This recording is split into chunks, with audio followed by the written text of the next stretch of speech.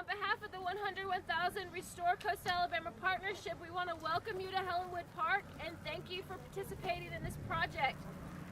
Over the last decades, Mobile Bay has seen significant loss of oyster reefs, seagrass beds, and coastal marsh habitats through dredge and fill activities, seagrass, seawalls and jetties, erosion, storm events, and other causes, making this one of the largest potential areas for outright restoration, replacement, and enhancement of these lost habitats on the Gulf Coast.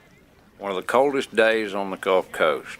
You wouldn't expect to find people out in the mud flats tromping around, sloshing through the mud, but that's exactly what was going on. Hundreds of people had come out on this cold winter morning to slop through the mud in the flats, to rebuild the oyster reefs, to begin the restoration of Mobile Bay.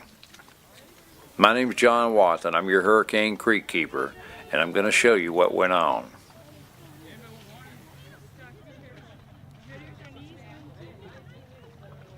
I'm Rob Brumbaugh. I'm a marine biologist with the Nature Conservancy.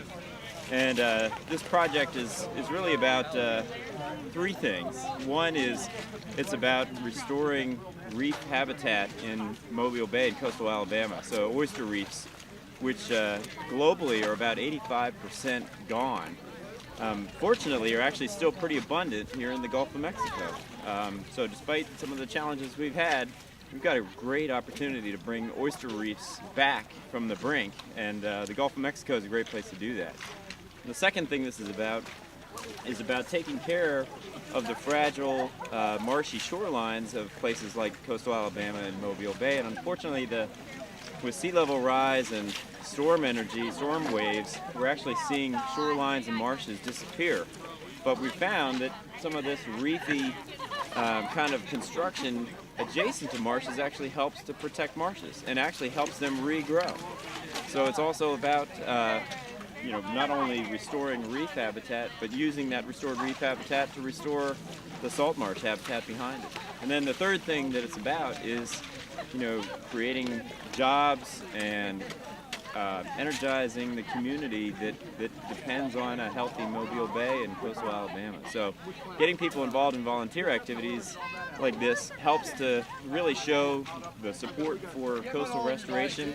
All of these bags and the reef balls that are here also were constructed by people who needed jobs here in coastal Alabama, and so the restoration funding that was used to make these bags actually put people back to work. And in a tough economy like this, that's a really important thing to do while we're restoring the natural infrastructure of Mobile Bay. We're putting our social infrastructure back together too. One of the things we're going to try to do is point to coastal Alabama and say there are people putting this back. There are people taking steps to make coastal Alabama a resilient place again. This is what we ought to be doing in a lot of places. I'm Bill Finch. I work with the Ocean Foundation, and I'm director of Mobile Botanical Gardens. And I'm out here working on the Restore Coastal Alabama project, the first leg of our 100 miles of reef in Mobile Bay. What exactly are you trying to accomplish with this, Bill?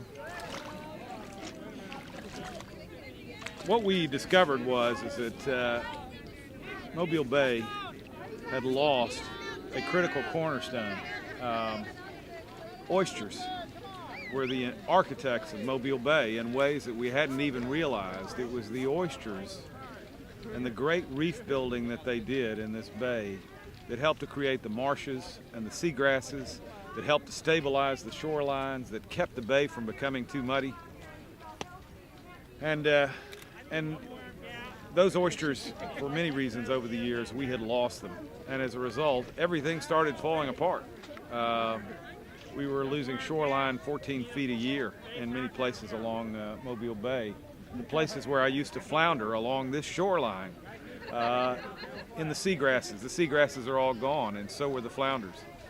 So what we're doing is we're putting the cornerstone back into Mobile Bay, the great architects of Mobile Bay, the oysters. And it will transform Mobile Bay. The productivity of the bay is going to increase enormously with this project. And by that I mean you want to fish the fishing is going to be incredible. You want Mobile Bay to produce white shrimp like it used to produce. We think that's going to have a huge impact on the number of white shrimp and virtually every other creature here.